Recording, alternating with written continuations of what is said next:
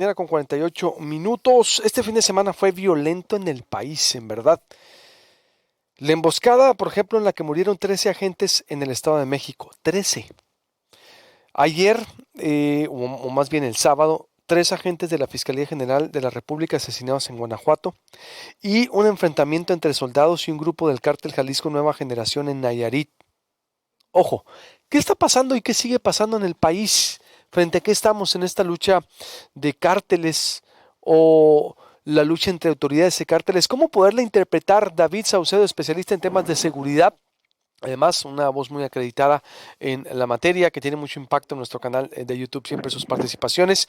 Les recuerdo, suscríbase en el canal de YouTube de Proyecto Puente. Usted nos puede ver desde las 6:30 de la mañana en su oficina, en su tablet, en su computadora, en su pantalla plana. Vamos rumbo al 1,000,000 de suscriptores. Sí se puede. David Saucedo, buenos días. ¿Qué tal, Alberto? Quiero saludarte a ti y a tu auditorio, un placer. Igualmente, ¿frente a qué estamos con estos hechos, mi estimado?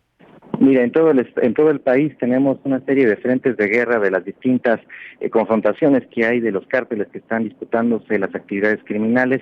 Yo te diría que en casi todos los frentes que acabas de mencionar, Estado de México, Nayarit, Guanajuato, hay un componente principal.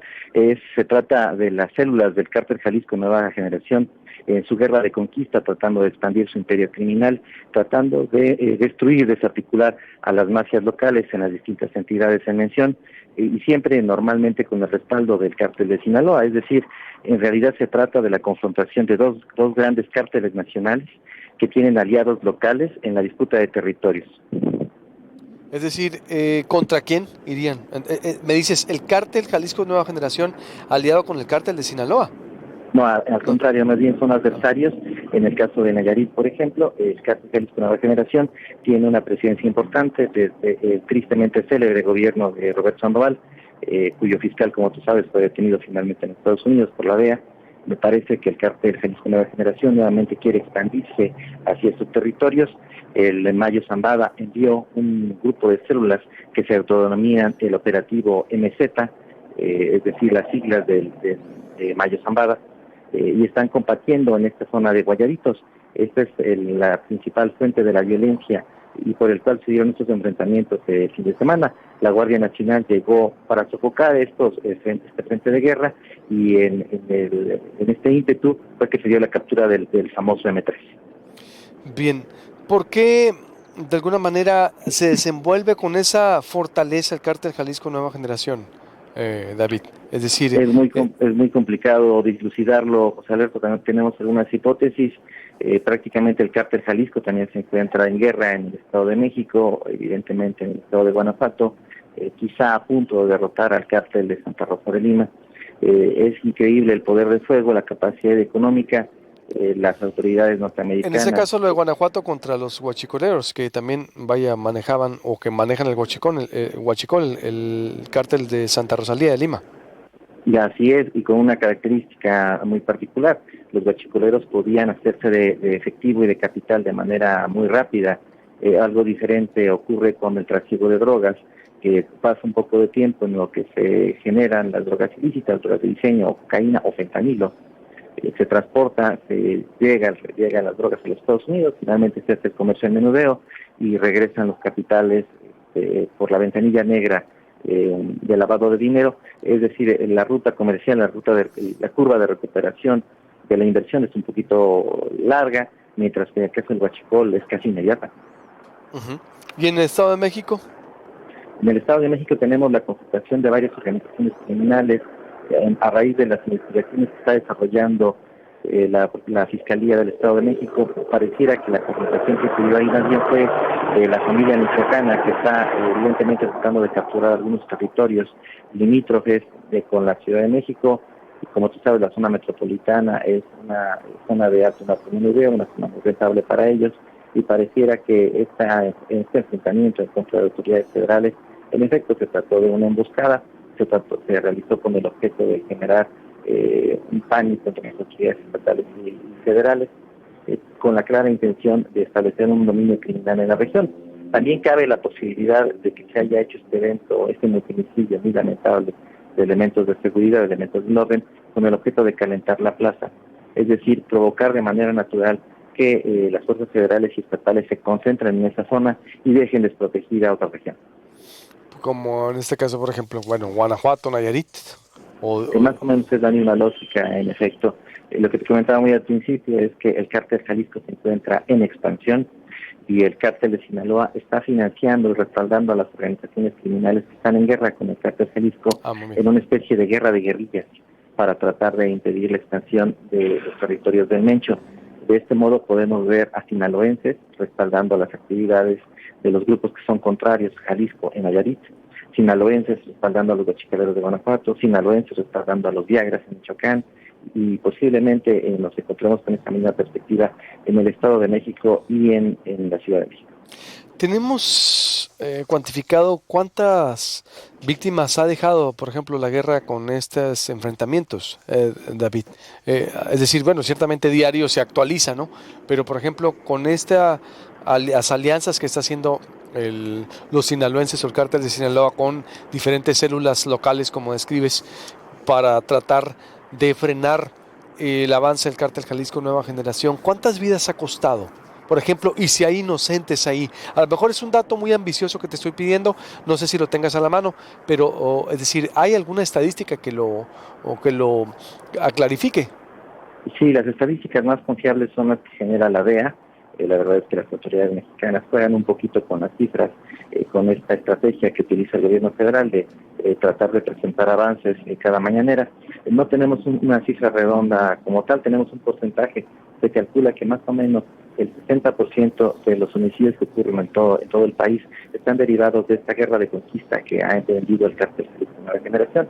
En parte por eso el gobierno federal lo tiene como su principal adversario dentro de las organizaciones criminales, pero también en parte por una petición y presión en su momento del presidente Donald Trump, debido a que el cártel Jalisco encontró un nuevo nicho de mercado, un mercado muy rentable de drogas de diseño que es el fentanilo. Parece que también gran parte de la guerra del cártel Jalisco Nueva Generación en México está financiada gracias a nueva droga, nuevo producto que es sumamente rentable, de alto poder adictivo, de bajo costo y que está inundando varias ciudades importantes de los Estados Unidos. Bien, pero esa financiada por el fentanilo también, el mismo cártel Jalisco Nueva Generación detrás de todo esto. Parte del fentanilo viene de Asia, de China principalmente, pero ya el cártel Jalisco empezó a generar laboratorios, a construir laboratorios con los cuales se puede producir el fentanilo aquí en México. Al principio, los precursores químicos llegaban por los puertos que fueron recientemente capturados, no hay otra manera de decirlo, por parte de la Marina, del Ejército, el puerto de Manzanillo, de Lázaro Cárdenas, Michoacán, de Nuevo Vallarta, que eran los puntos de entrada de los precursores químicos que llegaban del oriente para la fabricación de fentanilo, pero parece que el cártel Jalisco ya encontró otras fuentes de proveeduría de los precursores, de modo que ya no todo entra por esos puertos y ya nos estamos encontrando con laboratorios de fentanilo, por ejemplo, en la zona serrana de Jalisco y Michoacán. Es decir, pareciera que el cártel Jalisco entendió que el futuro de las drogas de trasiego a Estados Unidos pudiera transitar de la cocaína al fentanilo y de este modo ya no depender del comercio chino. Que para quien no está familiarizado con el fentanilo, ¿qué viene siendo, David? Es una droga de diseño, se trata de distintos componentes químicos, la mayoría genera efecto alucinógeno, que de manera al mezclarse genera un alto poder adictivo, genera una afectación al organismo realmente muy, muy grave, debido al número de muertes que se han presentado en Estados Unidos.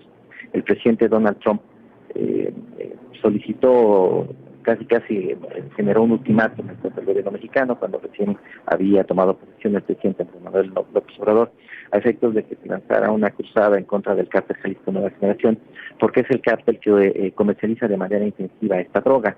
Esto ocurrió prácticamente hace año y medio. Como tú recordarás, el gobierno mexicano, el ejército, la marina, tomó posesión de los puertos del Pacífico Sur, Manzanillo, Lázaro Cárdenas, Puerto Vallarta, incluso la DEA en Los Ángeles colocó espectaculares, con una recompensa, yo nunca había visto algo así, de manera abierta para quien proporcionara información que permitiera la captura del Mencho. Los hijos del Mencho, uno de ellos fue extraditado, así llamado Menchito, a los Estados Unidos. Para el gobierno norteamericano, el cártel Jalisco y su líder son el enemigo público número uno. Bien, te pregunto por último, el gobierno, la política de seguridad del gobierno federal, como lo está haciendo ahorita, ¿ves que pueda disminuir a los cárteles de la droga, frenarlos? David. Puede haber en efecto una disminución de la actividad criminal, de la actividad de los carteles. David, se me atraviesa el corte. ¿Puedo volver contigo? Claro, con Sí, todo por gusto, favor, por estoy con supuesto. David Saucedo, consultor especialista en temas de seguridad. ¿Hacia dónde vamos con todo esto que estamos viendo por los enfrentamientos de Nayarit, Guanajuato y Estado de México? Siguen las masacres, en verdad, por doquier. Volvemos con esta información, lo que ocurrió en Nayarit. Hermosillo pasó al amarillo. Van a pedirte prueba PCR para ingresar a las playas y con reservación de hoteles. El regreso a clases y cómo se están organizando los padres de familia. Hay mucha información, ¿eh? Volvemos. Volvemos con más información, son las 7 de la mañana con 4 minutos. Bienvenidos a la segunda hora, después de concluir con David Saucedo, especialista en temas de seguridad, porque venimos de la segunda hora. Voy con comentarios de la audiencia, con las felicitaciones, las mañanitas y todo lo que hacemos siempre a las 7 de la mañana. No se me desespere porque está muy interesante lo que estamos viendo también, lo que estamos abordando con David Saucedo, consultor especialista en estos temas, porque el fin de semana, nomás para ponerlo en contexto para quien se va conectando, ojo con lo que ocurrió en México. 13 agentes fueron emboscados en el Estado de México. Antier, 3 agentes de la Fiscalía General de la República fueron asesinados en Guanajuato. Y en Nayarit hubo enfrentamiento entre soldados y un grupo del cártel Jalisco Nueva Generación. Él me está, interpretando, o iniciamos el anterior bloque o el primer bloque de la entrevista, cómo es que esto se trata por el enfrentamiento del cártel Jalisco Nueva Generación contra el cártel de Sinaloa, el cártel de Sinaloa aliado con diferentes células en diferentes estados, y esto es por el avance o el crecimiento del cártel Jalisco Nueva Generación, quien también es o está viendo la ruta de la producción del fentanilo con laboratorios, el fentanilo que viene de Asia y que se sumaría a la lucha por el dominio de la droga. Así está el país, entre otros saldos que estábamos abordando y porcentajes que me daba David Saucedo de la DEA, reafirman como un gran porcentaje de víctimas que están pues cayendo por esta guerra. Te decía, David, ¿ves tú una estrategia adecuada para frenar el crecimiento de los cárteles de la droga por parte del gobierno federal y hacia dónde vamos? No, todo lo contrario, incluso diría un pasito adelante. Ni siquiera se trata de una estrategia del gobierno federal, es una estrategia que viene del exterior, impuesta por las autoridades norteamericanas. Como tú recordarás, la dinámica del gobierno federal, muy en los inicios, fue la de no confrontarse con los cárteles de la droga, pero debido a presiones del gobierno de Donald Trump y esta crisis de opiáceos que se generó en Estados Unidos y esta violencia que se generó en muchas ciudades, sobre todo en la ciudad de Los Ángeles, por el consumo de fentanilo, hubo una presión intensa del gobierno norteamericano para que se lanzara la vieja estrategia de combate de cárteles y de capitación de las organizaciones. Pero lo que hemos visto es que se pueden desarticular las organizaciones criminales y eso no implica que disminuya el trasiego de drogas, la comercialización continúa. Esto lo saben la DEA, por ejemplo, en sus batallas épicas en contra de los cárteles colombianos, el cártel de Medellín, el cártel de Cali, el cártel del Valle del Norte. Todas estas organizaciones fueron desarticuladas, pero de manera muy paradójica el comercio de drogas, la comercialización, el trasiego, la exportación de drogas se mantenía e incluso llegó a incrementarse. Es decir, esta estrategia punitiva, como muchos hemos señalado de manera muy persistente, pues no nos lleva a ningún lado. Entonces ves una estrategia débil, es una estrategia que no está teniendo la contención. ¿Hacia dónde iríamos entonces, David? Tenemos que buscar formas híbridas. En efecto, se tiene que combinar, por un lado, la legalización de cierto tipo de drogas, el combate de manera más intensa al lavado de dinero. Sin duda se tiene que poner un freno al comercio de armas. Los norteamericanos de manera reiterada se quejan acerca de las drogas que llegan desde el sur de su frontera, pero nada hacen para poder frenar la producción y la venta de drogas hacia América Latina. Es decir, las armas vienen del norte, no vienen de Europa del Este, mucho menos. Es decir, sí se tiene que establecer nuevos parámetros, nuevas tácticas técnicas para poder enfrentar esta problemática. Si seguimos aplicando lo que hemos aplicado hasta el momento, pues tendremos los mismos resultados. Gracias, David Saucedo, especialista en temas de seguridad. Como siempre, estamos en contacto. Buenos días.